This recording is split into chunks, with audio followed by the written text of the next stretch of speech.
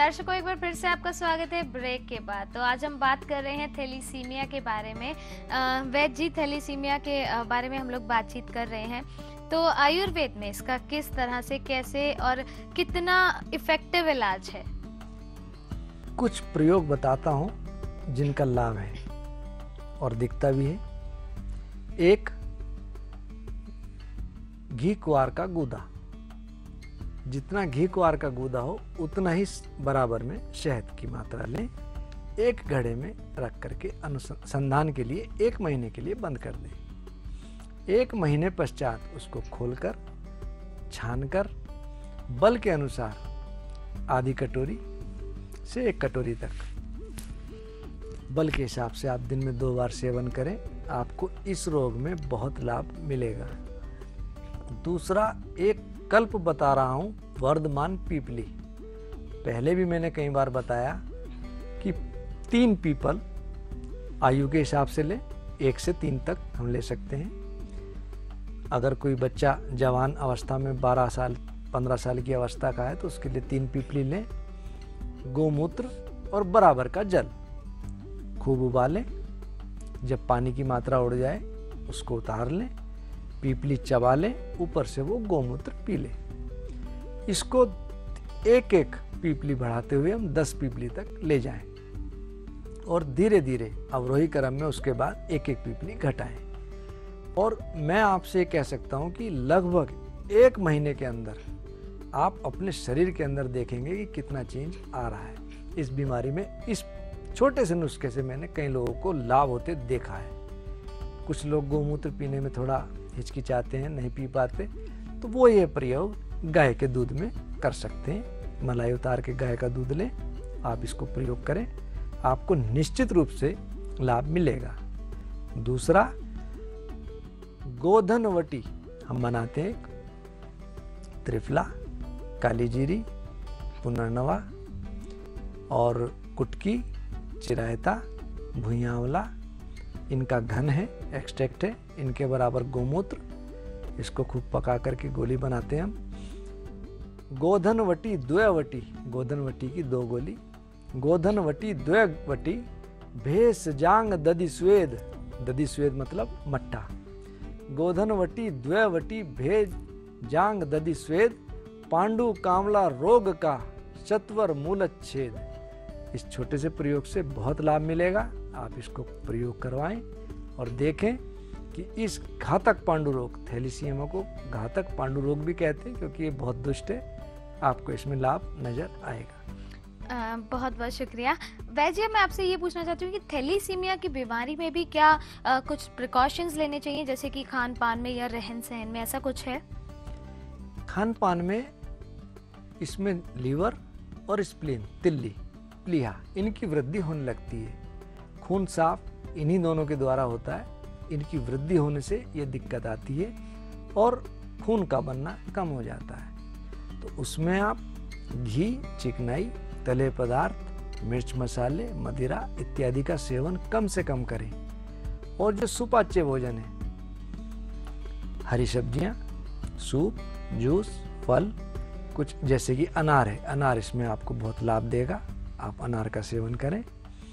और मौसमी, हरी सब्जी, फल ज़्यादा से ज़्यादा सेवन करेंगे तो आपको नुकसान तो नहीं होगा लेकिन फ़ायदा निश्चित रूप से नज़र आएगा। जंक फूड खाएंगे टेस्ट के लिए, 2-1 मिनट के लिए जीभ तो अच्छी लगेगी लेकिन उसके नुकसान बहुत होंगे। तो खटाई इसमें, तला पदार्थ, मदिरा ना लें। जी, अच्छा ये बताइए कि क्या ये बीमारी कुछ और बीमारियों को जन्म दे सकती है, ऐसा कुछ है इस बीमारी में? ऋचा जी, खून हमारे शरीर के साथ विद्यमान होता है और जब आदमी मरता है उसी के साथ विदा लेता है। जब तक खून होगा हम जिंदा होंगे, हमारा शरीर काम करेगा, हमारी बॉडी के ऑर्गन्स काम करेंगे। यदि खून नहीं होगा तो हम मृत प्राय होंगे। खून की कमी से पीलिया, इसका नाम ही घातक पांडु रोग है, थैलीसीमिया। तो शरीर में जब रक्त का संचार नहीं होगा तो ताकत नहीं आएगी, खान पान नहीं होगा, बुखार हर समय थोड़ा थोड़ा रहेगा और कमजोरी आती रहेगी। ये इसके साइड इफेक्ट्स हैं। जी, तो थैलीसीमिया के बारे में अगर हम बात करें, अभी आपने हमारे को कुछ आयुर्वेदिक इलाज बताए इसके, क्या कुछ घरेलू नुस्खे ऐसे हो सकते हैं कि जिनसे बच्चों को थोड़ा सही रखा जा सके इस बीमारी से? कुटकी रोहिणी माशा एक, माशा मतलब 1 ग्राम। कुटकी रोहिणी माशा एक, हरड़ ले समजान, शीतल जल अनुपान से पांडु रुक अवसान। कुटकी रोहिणी हरड़ 1 माशा लें, संभाग लेकर के शीतल जल के सेवन से इसमें आपको लाभ नजर आएगा।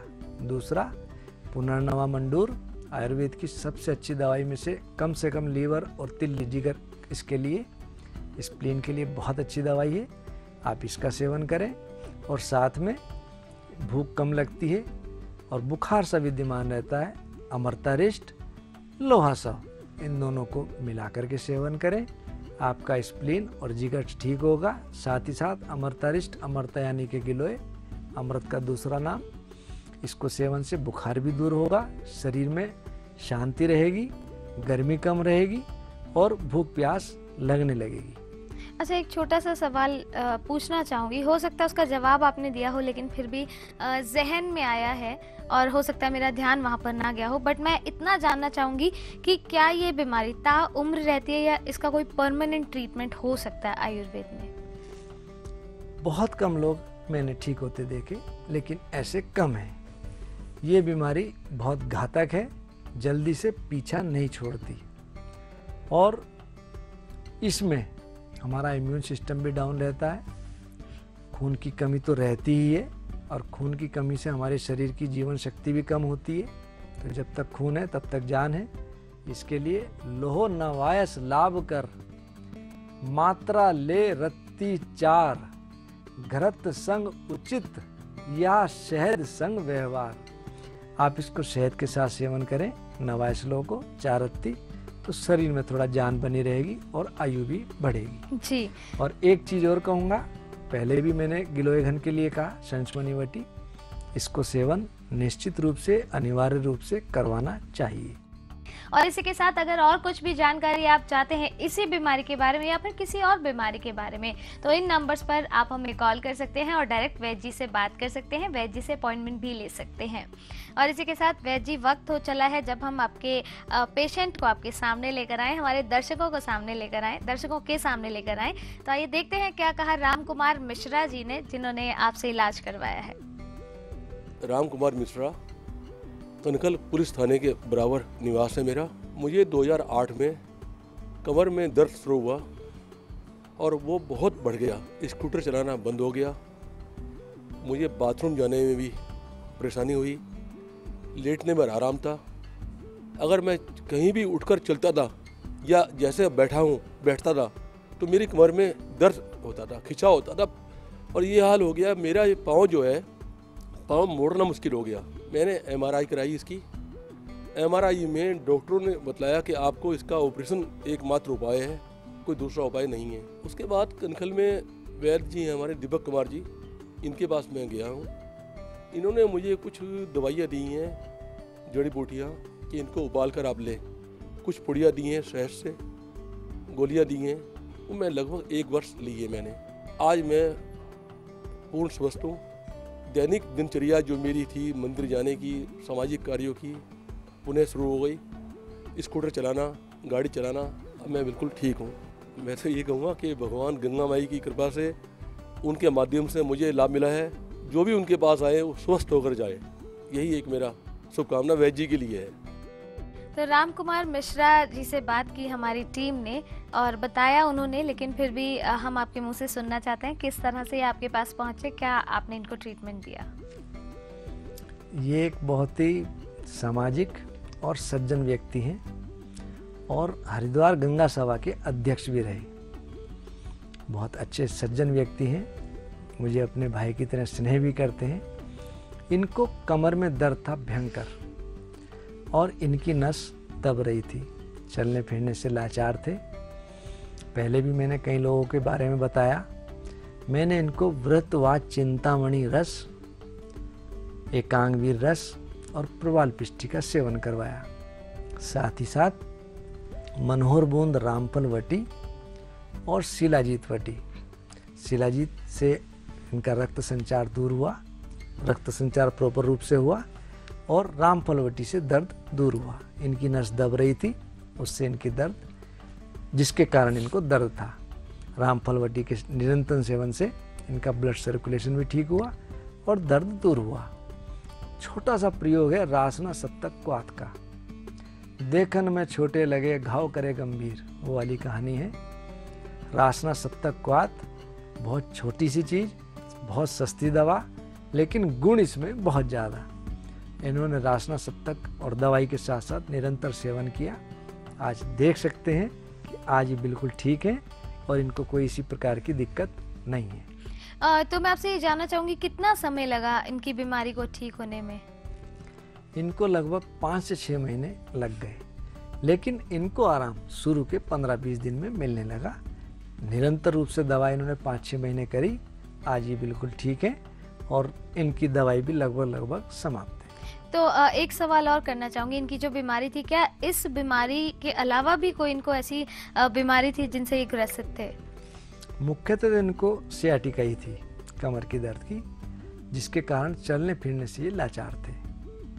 मेन इनकी यही बीमारी थी। जी, तो दर्शकों, देखा आपने किस तरह से इनके पेशेंट्स, यानी कि वैद्य दीपक कुमार जी के पेशेंट्स आंखों में नमी लेकर आते हैं लेकिन मुस्कुराते हुए जाते हैं। अगर आप भी इनसे मिलना चाहते हैं, आप इन नंबर्स पर कॉल करके वैद्य जी से अपॉइंटमेंट ले सकते हैं और वैद्य जी से पर्सनली भी आप मिल सकते हैं। वैद्य जी, फिलहाल समय हमें इजाज़त नहीं दे रहा है कि हम ज़्यादा बातचीत करें, इसलिए मैं चाहती हूँ कुछ छोटे छोटे से मुहावरे अगर आप हमारे दर्शकों को बता दें और उनके मतलब बता दें, तो शायद उनको भी सुकून मिल जाए मेरी तरह। बासा छाल गिलोय ले, चिरायता संग छाल नीम, कुटकी जल सम सह, मिलता लाभ असीम। यानी कि बासा अड़ूसा की छाल, गिलोय चिरायता और नीम छाल, कुटकी, इनको मिला करके काढ़ा बना करके सेवन करें तो बहुत लाभ मिलता है।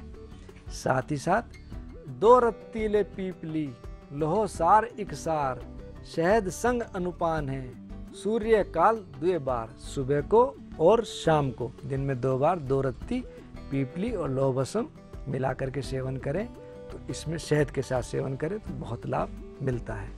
एक छोटा सा प्रयोग और बता रहा हूँ।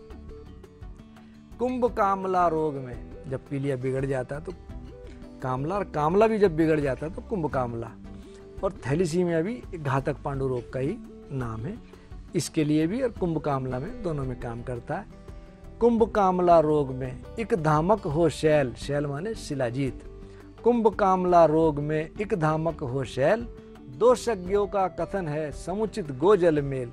यदि गाय के दूध के साथ हम शिलाजीत बल के अनुसार सेवन करें, इस बीमारी से दूर हो सकते हैं, इस बीमारी से बच सकते हैं। साथ ही साथ तुलसी श्वेत पुनर्नवा ले माशा 3, तुलसी श्वेत पुनर्नवा दोनों को मिलाकर के 3 माशा 3 ग्राम सेवन करें। तुलसी श्वेत पुनर्नवा ले माशा 3, शीतल जल संग श्रेय कर, त्वरित कामला छीन, पीलिया रोग इससे दूर होता है। और एक छोटा सा प्रयोग और बताता हूँ। पुनर्नवा रस उपलब्ध हो, अगर पुनर्नवा का रस उपलब्ध हो तो ले नारायण मंडूर, उष्ण जल या तक्र संग, तक्र माने मट्ठा, उष्ण जल या तक्र संग होता दोषित दूर, ये दोष दूर होता है। बहुत बहुत शुक्रिया और बहुत अच्छी बातें आपने हमको बताई। फिलहाल दर्शकों, समय हो गया है हमारे जाने का। बस हमेशा यही उम्मीद करेंगे कि आप हमेशा स्वस्थ रहें, हमेशा निरोगी रहें। फिलहाल हमें इजाजत दीजिए क्योंकि वापस लौटेंगे आपके पास कुछ और जानकारी लेकर। तब तक के लिए नमस्कार। नमस्कार।